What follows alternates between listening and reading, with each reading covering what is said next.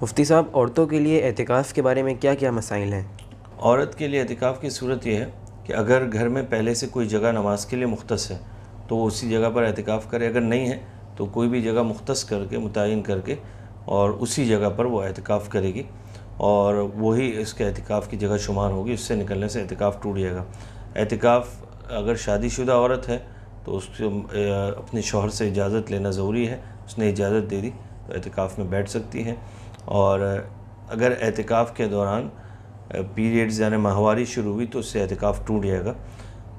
اعتکاف کے دوران اپنے کھانے پینے کی تیاری وغیرہ یا اگر کھانے کے لیے جو چیزیں ہیں، سبزی کاٹنا وغیرہ ہے، وہیں اعتکاف کی جگہ کے اندر بیٹھ کر یہ سارے کام کر سکتی ہے۔ اس کے لیے باہر جانا صحیح نہیں ہے اور باہر جا کر پکانا بھی ٹھیک نہیں ہے۔ البتہ صرف کھانا تیار ہو اور لانے والا کوئی نہ ہو تو جا کر جیسے کچن وغیرہ سے کھانا اٹھا کر لانے کی اجازت ہے۔ اسی طریقے سے ہاتھ وغیرہ دھونے کے لیے باتھ روم جانے کی اجازت نہیں ہے، اس سے بھی اعتکاف ٹوٹ جائے گا۔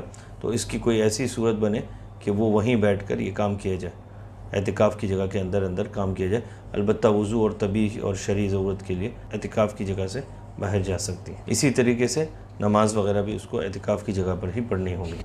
تو اتنی جگہ مختص کر لیں جہاں پر وہ نماز پڑھ سکے اور بستر وغیرہ لگ سکے۔